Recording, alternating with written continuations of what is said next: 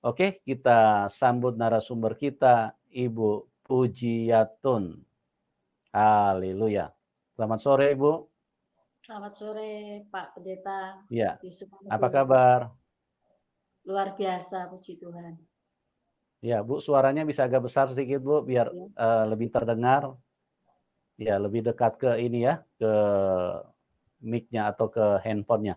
Terima kasih Ibu Pujiatun sudah hadir di studio dan Terima mau memberkati teman-teman, mau memberikan kesaksian bagaimana Ibu ini seorang antikris. Artinya orang yang tidak percaya kepada Tuhan Yesus dan sempat mengenal didikan yang sangat fanatik dari orang tua, dan apa yang terjadi bahkan di tengah-tengah desa, tengah-tengah lingkungan, tidak ada yang Kristen, semuanya Muslim. Tapi Tuhan ajaib, Tuhan punya rencana yang khusus buat Ibu Pujiatun sehingga di dalam hidupnya dia boleh mengenal siapa Tuhan itu, dan akhirnya beliau mengambil satu keputusan untuk menerima Tuhan Yesus sebagai Tuhan dan Juru Selamatnya. Oke, Ibu, waktu dan tempat Ibu bisa ceritakan kepada kami, teman-teman yang ada di dalam link ini, bagaimana latar belakang Ibu dan apa yang terjadi dan bagaimana Tuhan Yesus hadir dan menjamah dan mengubahkan hidup Ibu. Waktu dan tempat saya serahkan kepada Ibu Pujiatun. Silakan Ibu. Salam Pak Pendeta Manugolo. Terima kasih kesempatannya. Selamat malam buat Bapak Ibu Saudara yang bergabung di channel Pak Yusuf Manugolo. Perkenalkan, nama saya Pujiatun. Biasa saya dipanggil Puji. Saya kelahiran Blora, Jawa Tengah. Umur saya sekarang 42 tahun dan saya sudah menikah 7 tahun, belum dikaruniai momongan atau anak.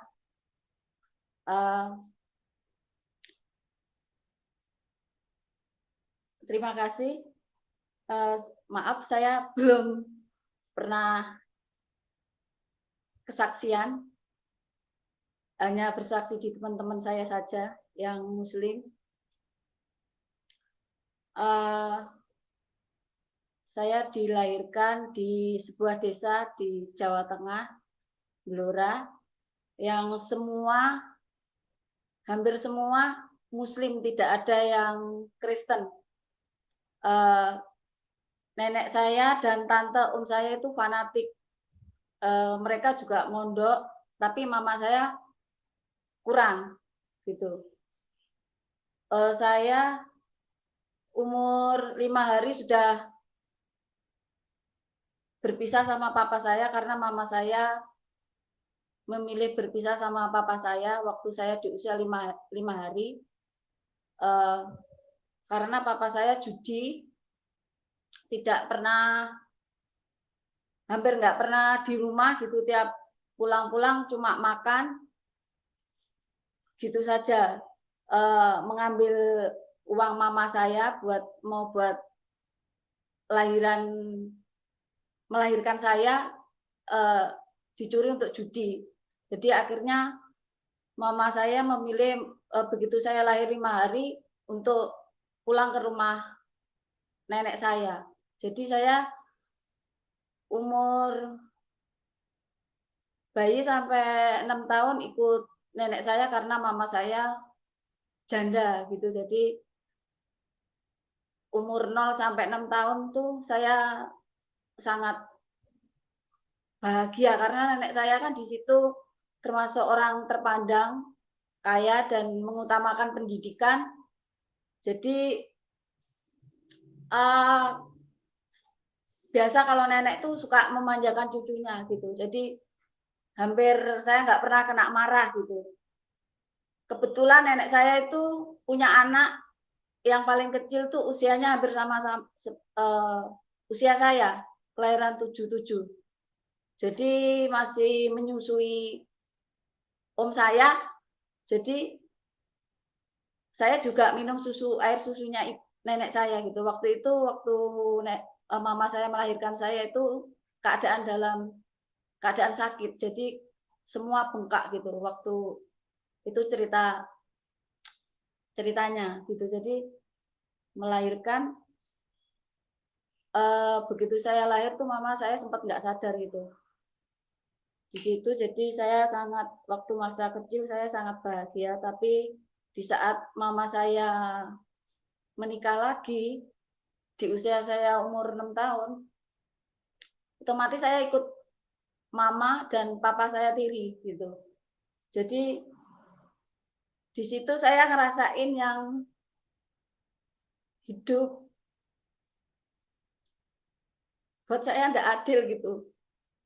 Jadi apabila saya kurang nggak nurut sama mama atau apa gitu, mama saya selalu marahin saya gitu. Saya harus mengerti karena papa saya bukan papa kandung, papa tiri. Jadi saya harus maksudnya nurut apa kata mama saya dan papa tiri saya gitu. Jadi nggak boleh minta ini, minta itu gitu. Misalkan contoh kecil saya minta mau sekolah gitu, olahraga aja saya pengennya itu minta uang saku gitu buat jajan gitu. Biasa kan teman-teman saya kan biasa kalau olahraga biasanya ke kantin gitu. Tapi mama saya itu mesti marah gitu. Kalau sekolah cuma untuk jajan, nggak usah sekolah gitu. Papamu tuh papa tiri, kamu harus ngerti gitu. Kalau nggak bisa dikasih tahu, ya sudah, aku mending kehilangan kamu gitu. Mesti sering kayak gitu gitu. Jadi berulang-ulang gitu, sering kali kayak gitu. Jadi akhirnya saya setiap mau apa saya nggak berani mengatakan sama mama saya pendam gitu. Mau baju saya sobek, mau apa saya nggak berani gitu. Kayak tas, kayak sepatu saya misalkan rusak gitu. Itu nggak berani bicara, saya takutnya kayak gitu lagi, dimarahin lagi gitu. Sampai kadang kaos dalam saya aja sampai bolong itu sampai 8 gitu lubangnya. Sampai sepatu pun juga gitu, sampai bawahnya tuh habis saya akalin pakai kain supaya apa kaki saya nggak kena tanah gitu. Jadi nek mama saya tahu ya biarin membelikan gitu. Kalau enggak ya biasa ya udah saya lebih baik diam daripada saya kena marah gitu. Jadi pokoknya kalau nggak nurut mama saya selalu bilang dulu melahirkan saya membawa nyawanya mama saya gitu. Jadi papa kandung saya itu kan ninggalin saya nikah lagi nggak pernah nyari saya, apalagi ngasih makan apa gitu nggak pernah. Padahal deket rumahnya itu, cuma nggak pernah datang menjenguk saya gitu. Mama saya kayaknya itu juga marah. Bahkan tante-tante saya bilang juga gitu kalau gendong saya ketemu papa saya gitu, papa saya bahkan malah pura-pura nggak tahu gitu. Kayak gitu. Jadi saya waktu masih kecil tuh pokoknya saya harus dituntut mengerti. Harus tahu keadaan saya karena papa saya papa tiri gitu. Jadi itu saya mulai tertutup. Daripada saya kena marah, lebih baik saya tertutup gitu. Jadi umur 6 tahun sampai 16 tahun kan itu hidup saya begitu terus, keras gitu. Jadi saya tertutup. Kalau sekolah aja bayar SPP saya nunggu, kalau dulu kan 6 bulan ya, 6 bulan ngambil rapot gitu. Saya bicara sama mama saya kalau bayar rapot harus lunas baru rapotnya bisa dibayar gitu. Jadi harus kalau kepepet dan itu penting baru saya bilang sama mama saya. Kalau yang sekiranya mama saya itu nggak penting, saya lebih baik diem gitu. Jadi kalau kalau saya supaya dulu kayak waktu olahraga gitu, teman-teman saya kan kantin saya malu. Besok kira-kira olahraga saya ada itu bungkusnya makanan gitu yang kayaknya ciki apa gitu. Saya dari rumah saya isi kayak dulu tuh kan nasi bekas gitu bisa digoreng gitu. Saya goreng dimasukin gitu. Saya makanya ngumpet-ngumpet seakan-akan saya juga jajan gitu loh. Kayak gitu tiap hari. Dulu waktu saya SD sampai SMP itu hidup saya kalau malam tidur rumahnya nenek saya karena saya kan deket minum air susunya nenek saya juga karena mama saya waktu itu sakit ya. Kebetulan nenek saya juga menyusui om saya yang selisihnya umur 2 tahun gitu. Jadi orang yang nggak pernah marah ya nenek saya, orang yang paling sayang saya ya nenek saya gitu. Jadi kalau misalkan saya salah, nenek saya mesti ngasih taunya itu halus gitu. Jadi saya nurut. Beda sama mama saya. Kalau sekiranya saya nggak nurut atau di mata mama saya itu nggak benar, saya dimaki-maki ya itu tadi pagi ya di sama papa tiri harus nurut. Kalau nggak nurut ya sudah kehilangan ndok sitok lah ya wis. Maksudnya itu telur satu ya sudah berarti kehilangan saya sudah gitu. Tapi entah kenapa saya tuh nggak pernah saya masukin hati, nggak pernah itu menurut saya hal biasa. Tapi begitu saya besar saya kalau ingat itu mesti nangis gitu. Terus di usia saya mungkin kelas SMP kelas 2 kan mama saya sudah rumah sendiri dikasih nenek saya kan termasuk mama saya kan nggak sekolah semua sampai kuliah jadi mama saya nggak kuliah jadi SD kalau yang SD itu diberi rumah tanah kayak gitu-gitu dikasih kayak gitu kalau yang sekolah ya sudah disekolahin aja sampai kuliah kayak gitu nah mama saya kebetulan kan nggak sekolah jadi dikasih rumah dikasih tanah gitu yang sangat luas entah kena apa waktu saya SMP kelas 2 itu mama saya sempat kayaknya berantem gitu loh. Papa saya tersinggung dengan perkataannya nenek saya atau kakek saya. Akhirnya meninggalkan apa yang dikasih nenek saya itu. Papa saya ngancam mama saya kalau mau dek rumah yang dikasih nenek saya, ya sudah pisah gitu. Kalau mau nurut saya tinggalin apa yang dikasih nenek saya. Akhirnya pindah. Pindah di situ papa saya kan sama mama saya kan nggak punya tanah yang untuk rumah gitu. Jadi kakaknya papa tiri saya ngasih tanah tapi tuker tanah gitu. Tanah yang bisa dibikin rumah. Jadi itu mulai hidup baru mulai ya ya kayak miskin gitu. Jadi setelah itu saya kan SMP kelas 3.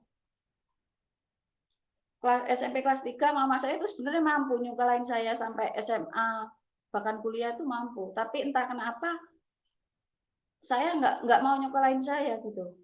Saya SMA disuruh ikut orang tetangga saya gitu.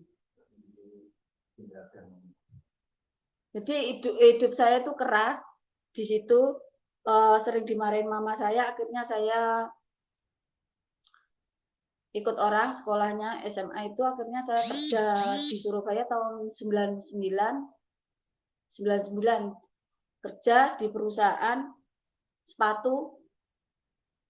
Di situ pun juga saya kalau dulu tuh kerja itu setahun gitu keluar, setahun keluar balik lagi kayak gitu-gitu. Lama-lama saya itu sulit cari pekerjaan. Sulit cari pekerjaan itu akhirnya saya pulang ke kampung gitu loh. Pulang ke kampung tuh mama saya kayaknya nggak suka gitu kalau saya pulang kampung gitu. Jadi sering diam nggak disapa, nggak di itu. Akhirnya saya nggak betah, balik lagi ke Surabaya gitu. Cari pekerjaan dapat gitu. Dapat habis gitu ketemu Bu Puji, ya. Iya, Suaranya agak besar sedikit, Bu. Soalnya iya. ini kelihatannya mengecil suaranya. Halo, Iya, kelihatan? Dengar, Pak? dengar tapi kok agak kecil ya? Agak dekat ini, dekat dekat mic, dekat handphone aja bicaranya. Bisa? Oke, bisa. Iya, oke. Silakan, Bu. Agak besar ya suaranya ya. Oke. Terus, Silakan. iya. Terus habis itu saya 2000 tahun 99 di Surabaya kerja, itu ya juga jatuh bangun gitu, Pak. Terus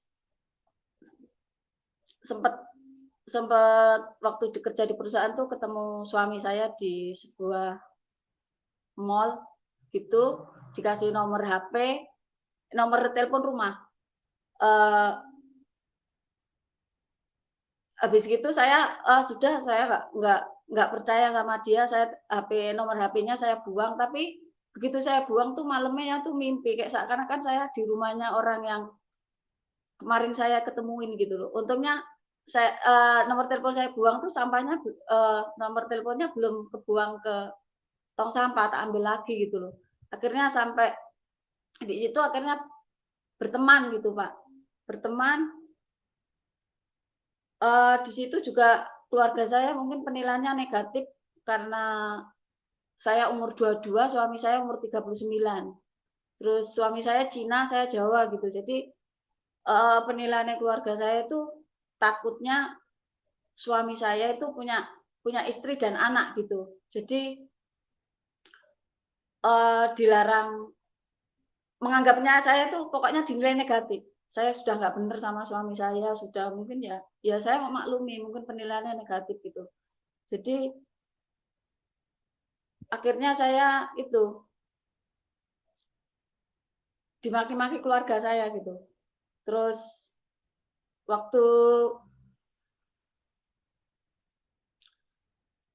tahun 2002 saya pas Agustus itu eh, sering nggak kerja kan Pak, sering pulang pulang kampung gitu, nggak ada duit, pokoknya sering pulang kampung gitu. Mama saya sering sering nggak menyapa saya, jadi didiemin terus gitu. Jadi saya nggak betah di rumah.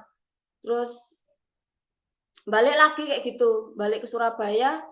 Akhirnya saya kerja kerja di perusahaan itu sempat ikut juga orang gitu, ngomong anaknya orang di situ. Jadi 2002 itu.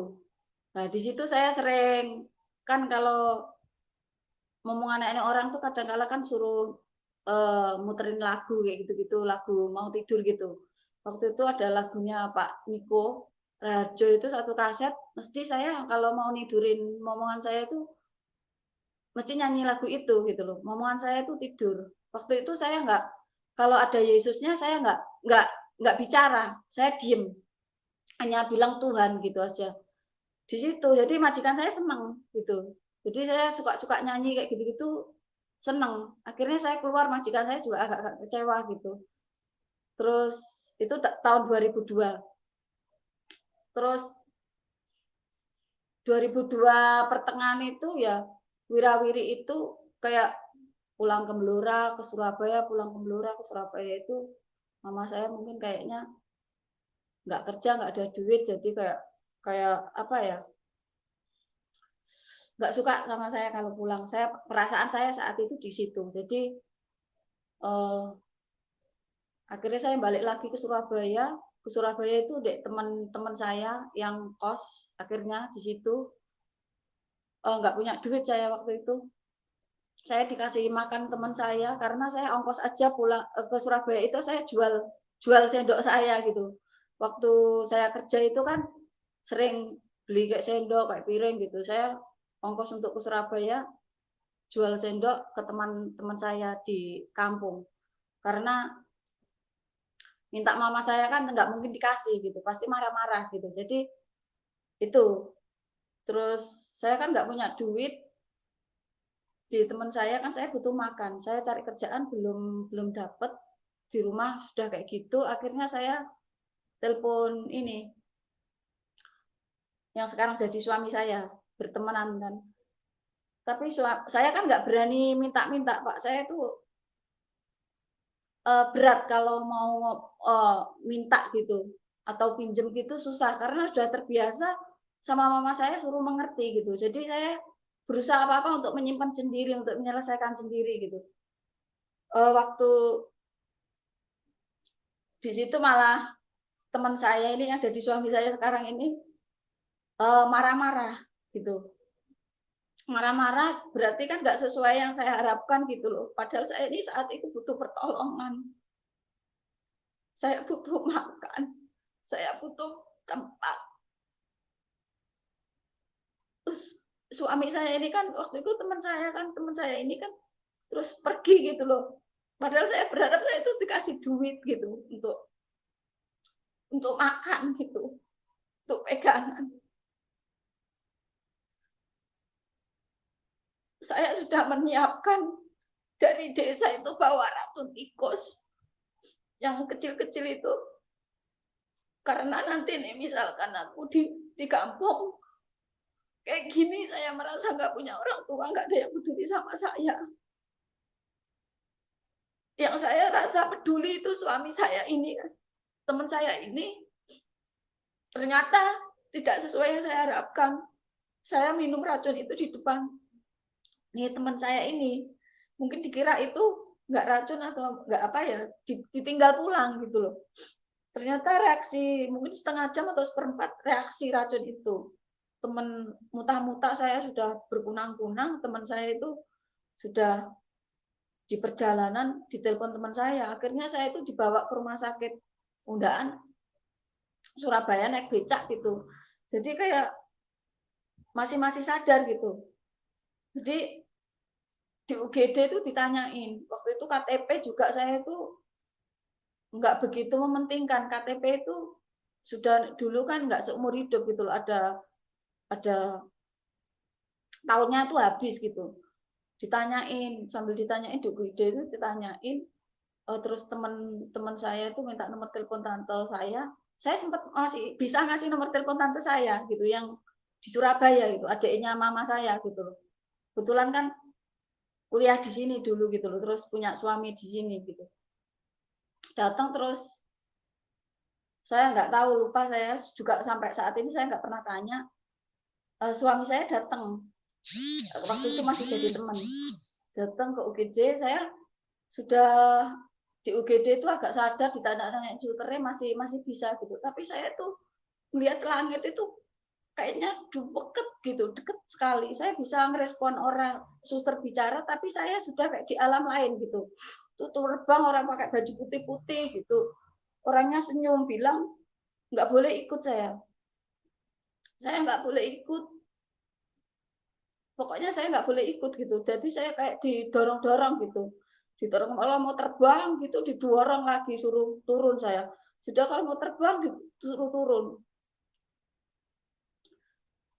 Terus waktu itu nggak tahu mama saya datang sama papa saya waktu saya sudah nggak sadar itu mungkin ada di rumah sakit berapa hari gitu. Terus papa kandung saya juga datang gitu menjemput saya untuk pulang tanpa memberitahu teman saya itu gitu. Jadi rasanya tuh saya tuh ya itu hidup saya terberat itu 2002 itu enggak, di situ mama saya bilang gini, maki-maki saya kayak gini habis no duit apa gitu, pokoknya maki-maki terus, nggak rela uang yang untuk bayar rumah sakit itu nggak rela, dimaki-maki terus tiap hari. Saya itu pokoknya dimaki-maki terus di rumah itu waktu pemulihan. Terus papa saya sudah dipesenin untuk saya kontrol, suruh nemenin, malah nggak datang. Mama saya malah marah, maki-maki saya, punya pak nggak nggak peduli, nggak ikut, gini-gini, pokoknya dimaki-maki terus kayak gitu. Terus akhirnya saya juga nggak kerasan lagi di rumah, berusaha pergi mau nyariin teman saya ini karena terakhir kan nggak pamitan gitu loh Pak. Saya pengen pamit baik-baik, bisa baik-baik. saat itu. Tapi tante saya itu udah bikin cerita gitu loh, kayak seakan-akan tahu tentang latar belakang suami saya. Cerita di kampung tuh kalau teman saya ini sudah punya anak 3, punya istri kayak gitu-gitu. Padahal saya sudah pernah ke rumahnya gitu. Jadi saya tahu betul kalau memang dia itu masih sendiri, nggak beristri dan nggak punya anak gitu. Jadi saya juga nggak bela, saya biarin aja terserah mau bilang apa gitu. Waktu di rumah saya, mama saya diemin saya terus kan kepengennya saya kan kerja gitu di Surabaya. Cari pekerjaan kan juga nggak langsung dapet gitu loh. Pingin saya itu ke rumahnya tante saya dan pengen ketemu sama teman saya ini. Tante saya bilang apa? Jijik, najis gitu katanya sama saya. Terus tante saya juga mitnah saya hamil gitu. Bilang sama mama saya, hamil di luar nikah apa kayak gitu-gitu, dikuburin. Tapi saya di situ nggak pernah, saya terus marah-marah gitu, saya biarin gitu. Terus 2000, terus akhirnya kan saya bisa 3 bulan itu ketemu ini teman saya ini. Akhirnya ketemu akhirnya sampai sekarang ini di situ saya juga sama teman saya ini nggak mulus juga, sering berantem gitu. Terkadang kalau sudah berantem ya saling bicaranya nyakitin gitu loh. Kayak suami saya bilang, ya kita beda gitu loh, dari ras beda, dari pendidikan beda.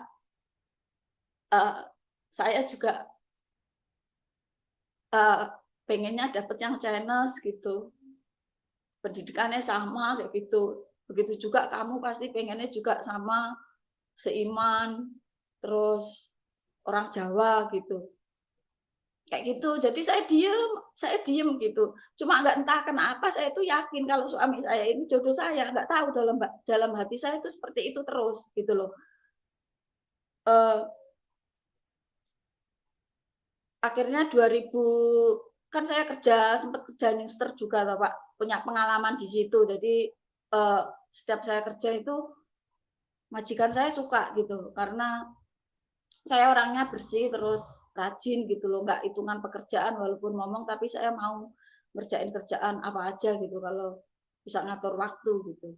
Jadi di situ saya punya pengalaman itu saya buka yayasan baby sister, izin gitu. Suami saya kerja sama saya. Waktu kan masih berteman gitu.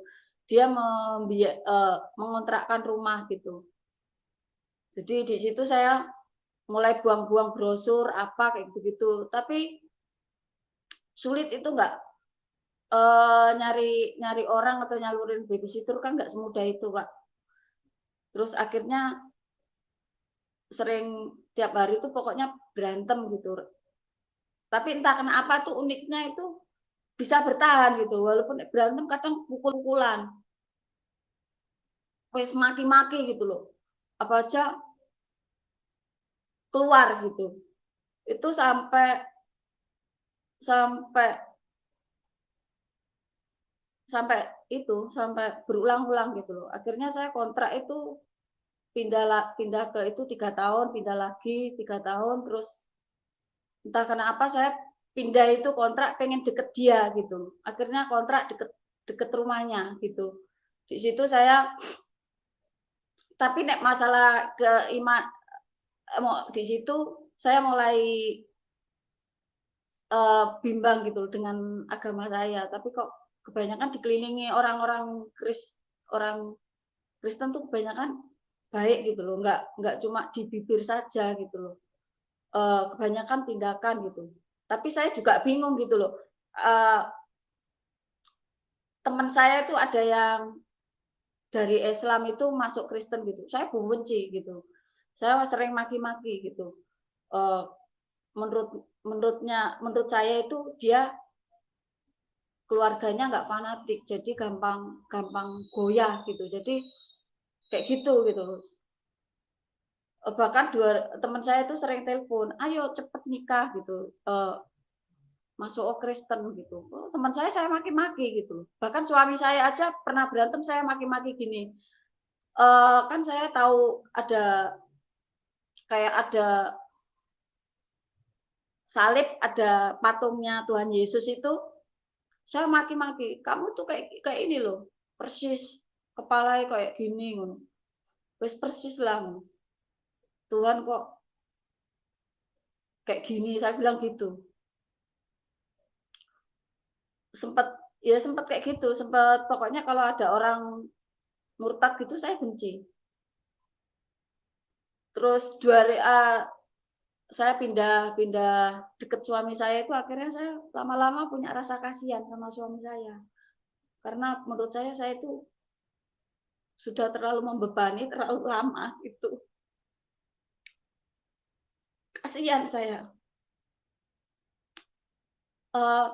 Kasihan saya akhirnya berusaha belajar agama saya yang dulu Islam gitu, mempelajari, karena saya Islamnya kan dulu suruh ngaji aja sama nenek saya nggak mau gitu. Ngaji mesti setiap ngaji sampai Al-Fatihah gitu, saya nggak nerusin gitu. Gitu-gitu terus, pokoknya terus gitu.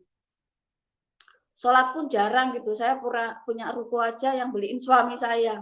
Tahun 2006, saya nggak pernah beli ruko, dan mama saya juga nggak pernah beli no ruko. Saya misalkan mau sholat itu biasanya pinjam teman saya.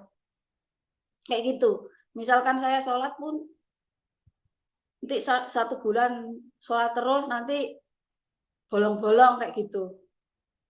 Jadi gitu terus. Tapi sebenarnya saya sudah ada kayak membandingkan agama saya yang dulu sama yang sekarang ini, sering gitu. Karena apa? Saya mikirnya sama suami saya sering menghina-hina saya itu, saya akhirnya putus asa. Saya nggak berharap dia jadi suami saya. Terus saya juga kasihan sama suami saya. Akhirnya ada teman juga yang suka sama saya gitu loh, mau menungguin saya sampai 7 tahun gitu loh. Bahkan bilang sama tante saya supaya saya mau dinikahin, bahkan datang ke rumah saya bilang mama saya supaya mau dinikahin. Saya itu akhirnya mau luluh gitu. Tapi entah kenapa saya sering, dia tuh kalau kamu tak ajak nikah, gaji saya separuh tak kasih mama saya, separuh tak kasih no kamu gitu. Terus nanti nek kamu nggak nurut sama saya ya tak poligami gitu. Saya kaget gitu. Terus kok dipoligami gitu. Terus saya juga lama-lama nggak yakin gitu loh. Misalkan saya nikah 5 tahun tuh pasti kayaknya saya pisah gitu. Padahal saya kan nggak mau bercerai gitu loh. Kasihan anak, misalkan punya anak, saya mikirnya gitu, rasanya ditinggal orang tua nggak lengkap itu, cerai itu rasanya nggak enak gitu, sedih gitu, tiap hari nangis. Itu jadi, oh ya saya lupa, waktu masih saya kecil tuh mama saya juga sering bedain saya kalau misalkan di pasar gitu, adik saya dibeli, kan saudara saya dari mama saya itu laki 1, kelahiran 86, itu beli misalkan ayam gitu, adik saya yang dibeli Tapi puji Tuhan saya itu nggak pernah minta atau apa gitu, enggak. Kayak adik saya bajunya juga bagus-bagus kayak gitu-gitu. Saya nggak pernah dibeliin, jarang, kalau belum robek belum dibeliin kayak gitu-gitu. Jadi kehidupan saya yang masa kecil tuh sangat-sangat keras menurut saya gitu.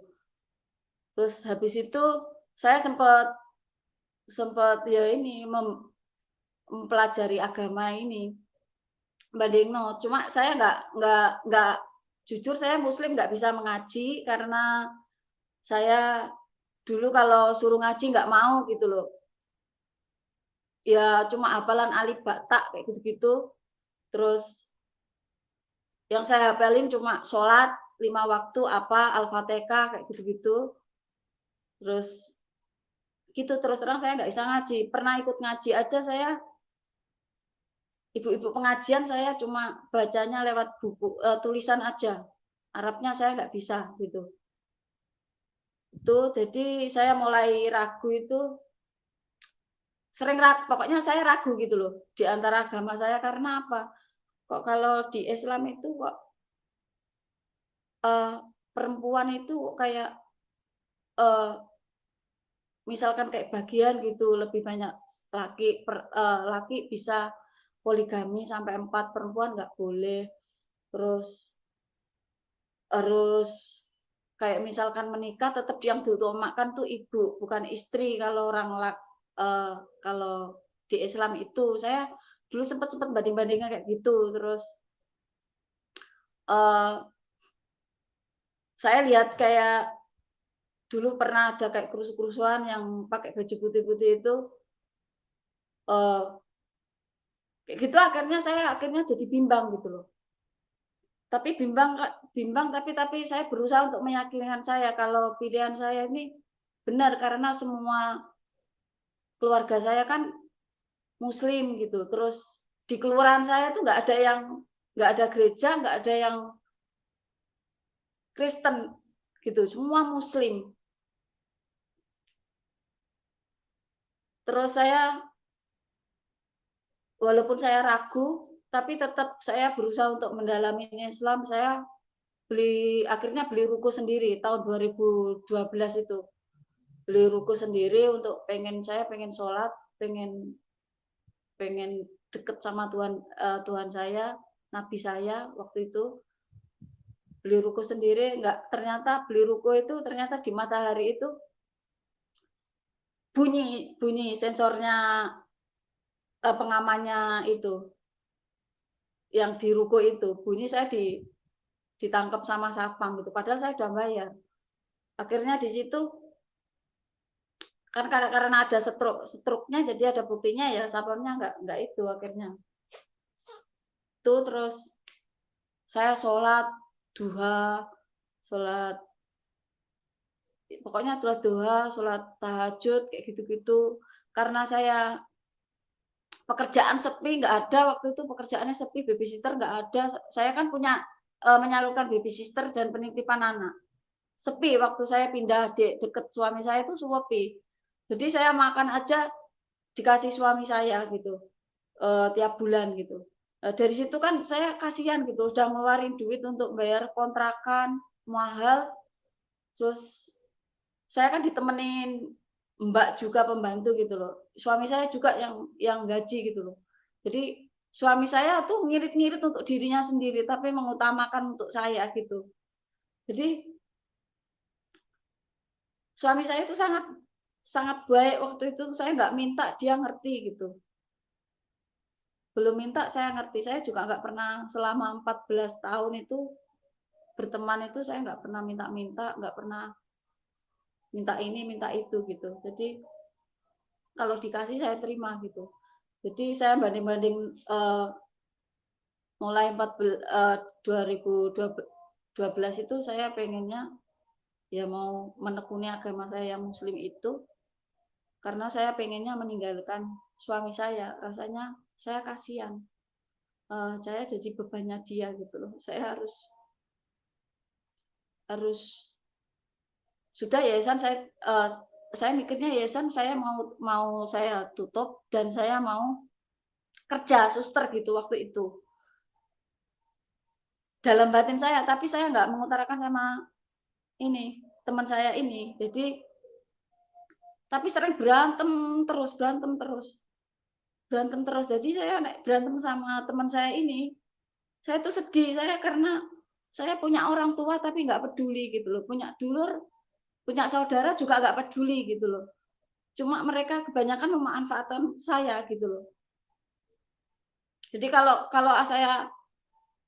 saya susah nggak ada yang nolong gitu. Jadi saya orangnya tertutup. Saya nggak pernah mengeluh karena saya takut. Karena sudah terbiasa saya sama mama saya suruh mengerti gitu loh. Jadi saya berusaha untuk tertutup untuk menyelesaikan masalah itu sendiri gitu. Jadi 2012 saya sholat sholat, pokoknya sholat 5 waktu, rajin. Saya kayak udu-udu gitu kan dulu juga diajarin guru ngaji saya, jadi saya ngerti gitu. Jadi saya sering berantem, malah terakhir itu sering berantem sama suami. Suami saya itu kalau ngomong tuh nyewakitin. Beda ya itu tadi bawa ras, pendidikan, latar belakang, wis kayak gitu-gitu. Saya diem karena memang iya gitu loh. Sebenarnya sakit di hati saya itu. Cuma saya bisa nangis, mesti sering berantem. Kalau udah berantem itu kadang sampai pukul-pukulan gitu loh. Sampai segitunya gitu. Jadi padahal itu udah sekitar kenal 12-an tahun gitu. Selama kenal pertama sampai 12 tahun tuh sering berantem terus. Jadi tapi anehnya itu saya bertahan karena apa? Suami saya walaupun keras saat saya susah ada. Terus suami saya itu nggak pernah berbicara, ngomongnya itu muluk-muluk gitu. Kebanyakan tindakan. Jadi kalau dia udah bilang iya mesti menepati. Kalau dia masih diam berarti bisa iya gitu loh. Jadi 2014 saya berusaha di dalam agama saya berusaha untuk melajari sungguh-sungguh, kepengen saya meninggalkan suami saya karena kasihan saya terlalu baik untuk saya. Jadi di saat itu saya berdoa nangis karena apa? Sebentar lagi aku harus ninggalin dia gitu, nangis. Tapi nangis terus karena saya merasa nggak punya siapa-siapa, nanti kalau susah sama siapa saya gitu. Jadi sama mama kayak gitu, nggak mungkin. Ma papa saya juga, papa saya nggak peduli, nggak pernah nanyain selama saya bayi sampai umur tiga tiga itu nggak pernah menghubungin saya. Ya apa kabarnya atau apa nggak pernah. Padahal kalau apa-apa lewat rumah saya itu nggak pernah, lewat rumah mama saya padahal itu nggak pernah nanyain saya gitu loh. Jadi mama saya itu semakin kayak benci sama saya karena papa saya udah bikin hidupnya hancur juga. Jadi semua kebencian sama papa saya dilampiaskan sama saya gitu. Jadi di situ saya sering nangis, tapi kalau doa sering nangis tuh sampai habis doa sholat itu berdoa saya nangis, minta saya utarakan gitu. Tapi saya nangis tapi tetap aja nggak lega, tapi saya tetap aja nggak lega gitu. Tapi setiap nangis itu kadang semalam itu nangis terus saya. Karena sering berantem sama ini teman saya ini, jadi saya udah sama keluarga saya kayak gitu, orang yang saya menurut saya baik sama saya kayak gini, jadi merasa nggak punya siapa. Saya nangis, setiap saya nangis habis sholat itu kayak saya itu justru kayak tangannya Tuhan Yesus tuh yang kayak menolong saya supaya saya itu kayak dipeluk gitu loh. Sering kali begitu gitu. Jadi bahkan sering mimpi gitu. Sering mimpi bahkan pernah kayak itu.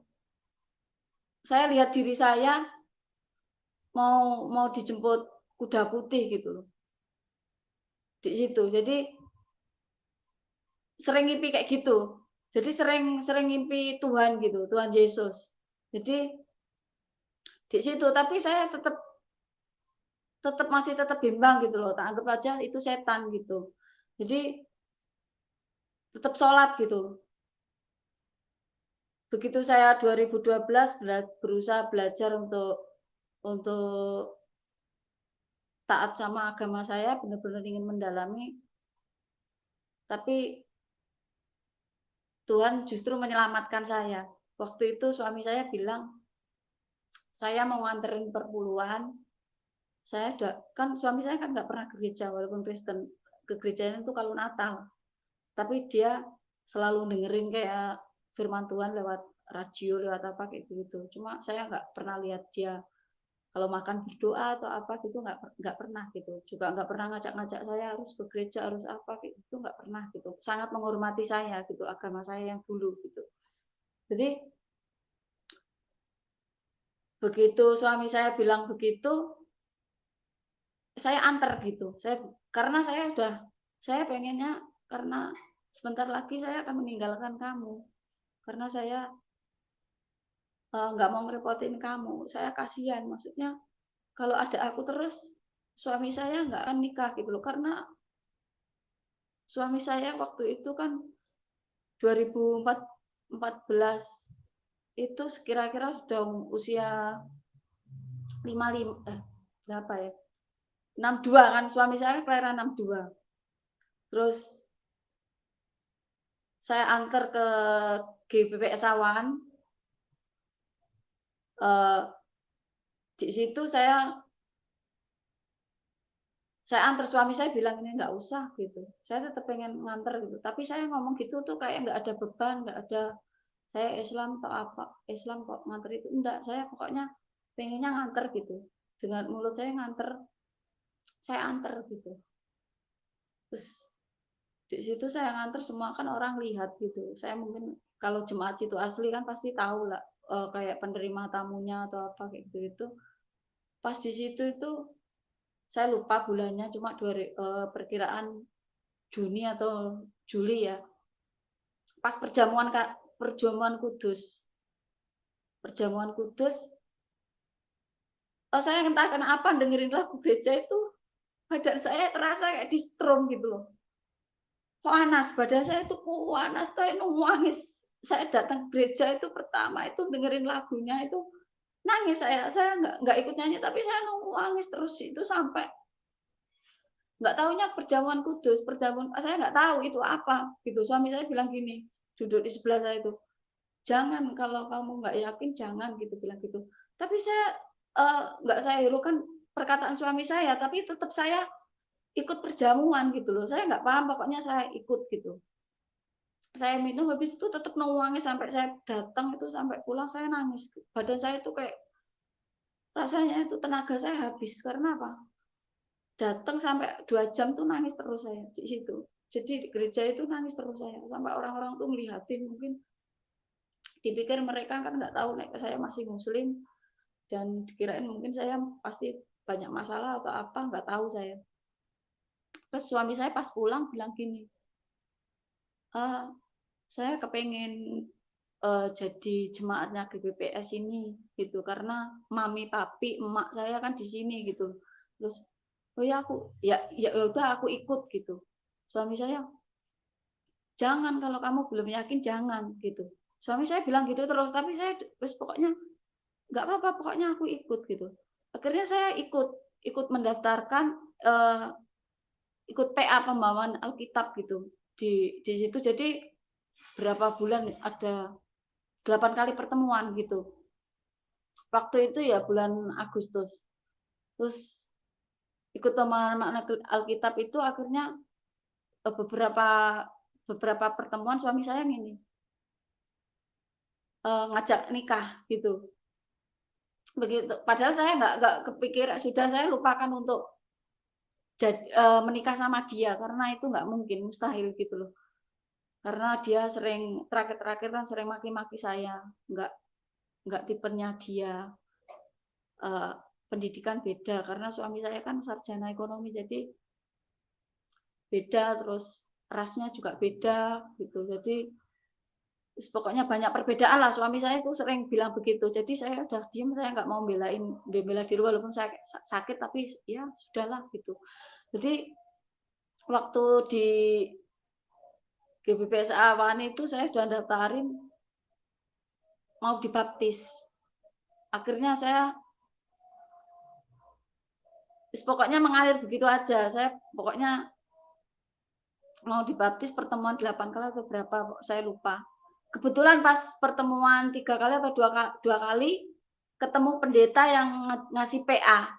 PA kebetulan kenal suami saya karena sering datang waktu belum nikah itu, maminya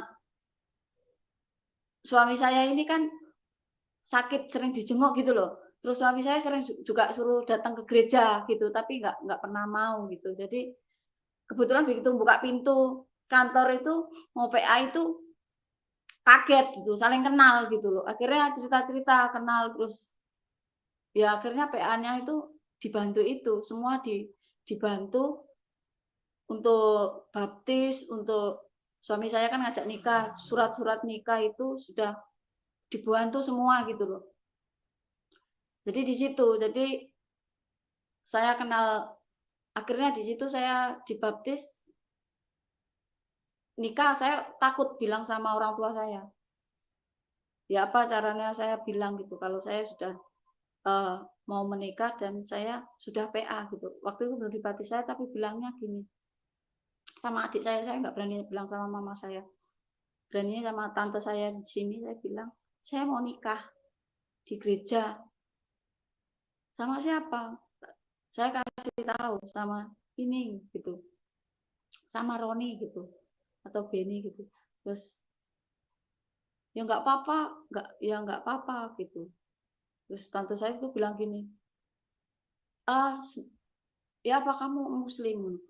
Ya nggak apa-apa kalau kamu mau ikut gitu. Tante saya yang Asam Rawa yang di Surabaya itu nggak apa-apa gitu. Semua agama sama bilangnya gitu. Tapi saya tetap nggak berani bicara, saya takut gitu. Enggak, saya masih tetap kawin gereja tapi saya masih muslim gitu. Saya bilang gitu sama adik saya gitu. Terus karena saya mau menikah akhirnya saya bilang pulang kan ngurus-ngurus surat-suratnya itu RT RW. Terus suami saya juga ikut pulang gitu loh, bilang. Jadi nggak kaget karena papa mama saya kan udah kenal tahun 2002 gitu. Waktu 2014 saya pulang ke Jawa Tengah nggak kaget gitu. Saya bilang, tapi saya belum berani bilang saya mau dibaptis, tapi saya menikah di gereja itu aja. Tapi puji Tuhan mama saya kayaknya nggak apa-apa gitu. Jadi nggak ada halangan gitu. Padahal saya di tempat saya itu nggak ada yang orang masuk Kristen selain saya gitu. Perkawinan saya tahunya dari pihak kelurahan gitu.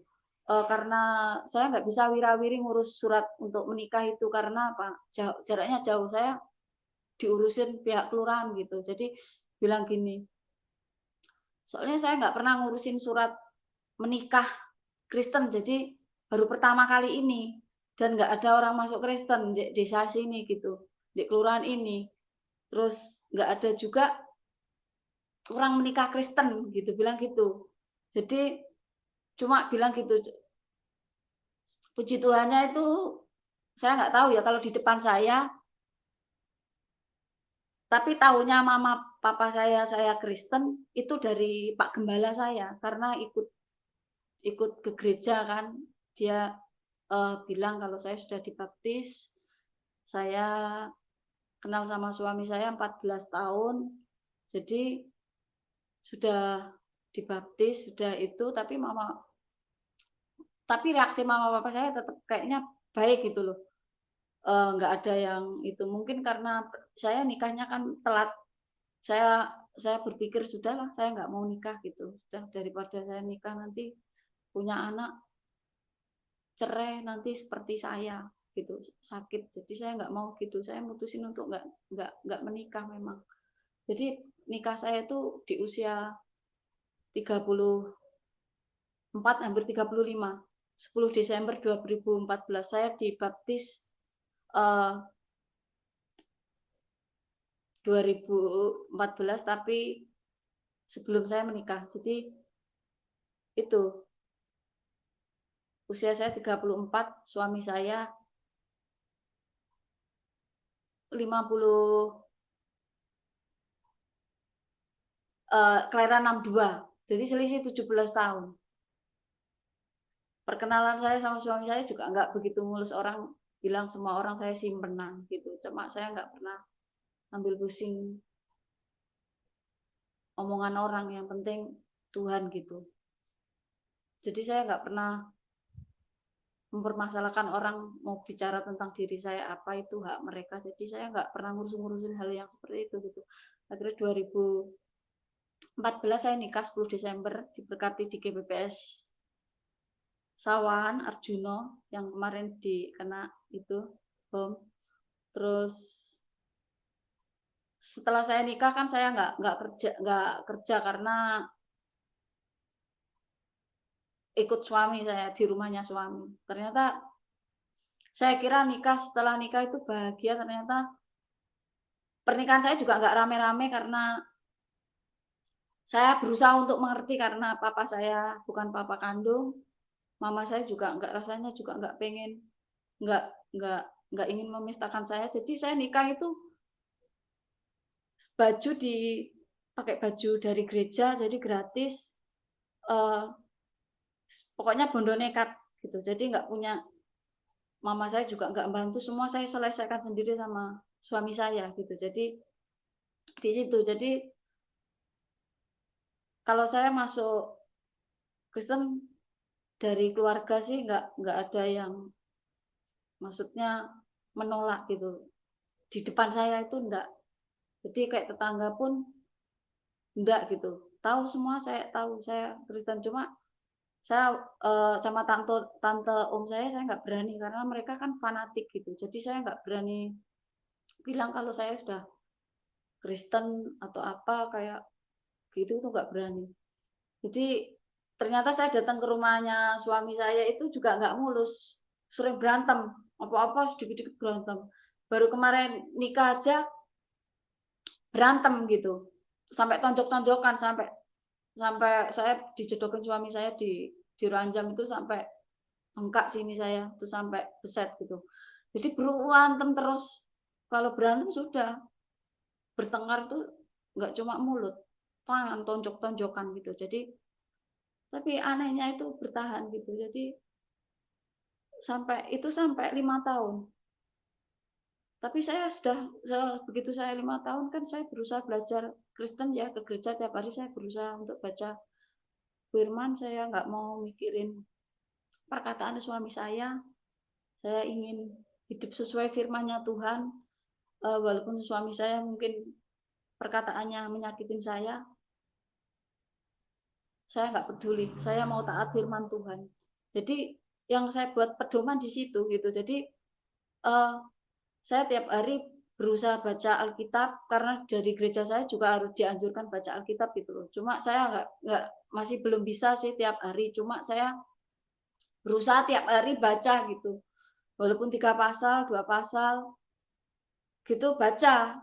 Jadi saya 2014 sampai sekarang sudah selesai hampir 3 kali baca Alkitab, tapi kan bukan itu, tapi harus paham isinya gitu. Jadi saya sudah ngikutin kayak BAM gitu, ikut supaya bertumbuh gitu. Jadi tapi suami saya nggak pernah nyuruh, jadi saya berusaha untuk belajar sih sendiri gitu. Di gereja juga sekarang sudah, puji Tuhan, kadang singer gitu, terus terima tamu kayak kolektan gitu. Jadi puji Tuhan di situ saya mantep ikut Tuhan Yesus. Saya percaya agama yang saya pilih ini, saya ikut Tuhan Yesus ini sudah pilihan yang tepat. Saya walaupun hidup saya keras, mungkin mama papa saya memperlakukan saya kayak gitu, mungkin lingkungan saya juga keras, saya puji Tuhan. Tuhan menyelamatkan saya. Itu yang membuat saya tuh bahagia gitu. Jadi sangat puji Tuhan. Jadi saya saya nikah juga, saya kan 2 tahun nggak punya anak, akhirnya konsultasi di dokter gitu. Di dokter ternyata hasil pemeriksaan juga itu apa? Saya ada pelengketan di telur itu dua-duanya. Jadi saya nggak bisa hamil normal. Bisa-bisanya bayi tabung. Kalau bayi tabung usia saya sudah waktu itu 36, suami saya sudah 50-an lebih, jadi agak sulit, biayanya banyak. Tapi sempat saya jual mobil gitu loh, pengen bayi tabung. Tapi ternyata waktu mau memutuskan itu suami saya kena tipu gitu loh. Jadi uangnya sudah berkurang. Akhirnya dari situ saya sudah mengikhlaskan, tidak apa-apa nggak punya anak. Terus suami saya juga tujuannya menikah sama saya, ingin bersama. Sudah nggak ada masalah anak, masalah bonus. Jadi nggak ada masalah, puji Tuhan. Suami saya juga nggak bermasalah, nggak mempermasalahkan ipar-ipar saya juga puji Tuhan baik gitu. Jadi nggak mempermasalahkan dari pihak keluarga saya juga terus nggak peduli itu. Maksudnya kayak mama saya itu nggak peduli karena wis terserah mau punya anak mau enggak gitu. Sempat saya keluhin pengen tabungan saya yang sempat dipinjam mama saya berupa sawah itu, saya minta mau bayi tabung juga mama saya nggak kasih. Malah saya tahu-tahu terakhir tabungan saya yang semenjak saya bekerja saya cicilin buat beli sapi sampai bisa beli sawah itu malah sekarang dijual mama saya buat biaya adik saya itu jadi pegawai negeri. Jadi ya sudah saya ikhlasin gitu. Jadi sekarang saya fokusnya saya bersyukur Tuhan Yesus sudah nyelamatin saya yang dulu saya pernah hina gitu. Terus bersyukur punya suami walaupun keras. Sekarang sudah 2 tahun ini saya nggak pernah berantem. Puji Tuhan karena saya mikirnya hidup ini cuma sementara. Saya pengen hidup sesuai firman Tuhan. Jadi kalau saya mau marah mau apa saya mikirnya gitu sekarang kayak ada Roh Kudus itu yang ngingetin saya. Misalkan saya nggak enak sama orang gitu, kayak ada ya dorongan kamu jangan gitu gitu. Maksudnya kayak gitu. Jadi kalau sama suami saya juga gitu. Jadi kayak ada Roh Kudus itu selalu ngingetin saya. Jadi kayak pagi gitu bangun pagi gitu berdoa dulu kayak ada yang nyuruh gitu. Jadi kalau pagi saya selalu berdoa Bapa kami sebelum pegang HP belum apa saya berdoa gitu. Setelah itu saya berusaha untuk baca Alkitab.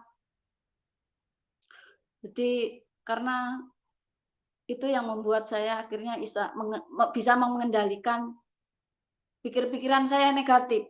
Jadi situ. Jadi saya berusaha disiplin untuk membaca firman, berdoa gitu. Jadi itu kalau ada pikiran negatif saya selalu kayak ada yang negur jangan gitu gitu. Jadi di situ puji Tuhan juga saya sudah kayak melakukan puasa gitu jam 12 malam sampai besok itu jam 6 karena saya punya kerinduan mama papa saya, keluarga saya, teman-teman saya yang belum kenal Tuhan Yesus diselamatkan gitu. Saya nggak mau mama papa saya binasa gitu. Karena saya sudah yakin kalau Tuhan Yesus itu juru selamat satu-satunya. Tidak ada jalan lain selain Tuhan Yesus. Jadi saya nggak mau mama papa saya binasa. Jadi kerinduan saya itu ya itu sekarang saya nggak mikirin nggak punya anak nggak apa-apa. Saya hidup pas-pasan nggak apa-apa. Saya ingin fokus saya sekarang pengen menyelamatkan keluarga saya gitu. Jadi walaupun mama saya memperlakukan kayak gitu, jadi saya nggak boleh benci karena ya apa itu kan ada nggak boleh Tuhan apapun alasannya juga nggak memperbolehkan gitu. Jadi sekarang tuh saya puji Tuhan Roh Kudus selalu nuntun gitu loh. Kalau ada hal yang di pikiran saya negatif, kayaknya saya ditegur, oh nggak boleh kayak gitu gitu. Jadi rem saya gitu sekarang. Jadi saya sudah 2 tahun ini, puji Tuhan saya nggak pernah berantem sama suami saya karena saya berusaha untuk taat firman Tuhan. Jadi saya kenal suami saya 14 tahun baru menikah. Sekarang sudah tanggal 10 Desember besok sudah memasuki pernikahan 7 tahun. Saya usia 42, suami saya 59. Kita telat nikahnya. Sekian kesaksian saya, Pak Pendeta Yusuf Manugulo. Terima kasih atas kesempatannya. Haleluya. Luar biasa ya. Di sini membuktikan bahwa kita dipilih oleh Tuhan.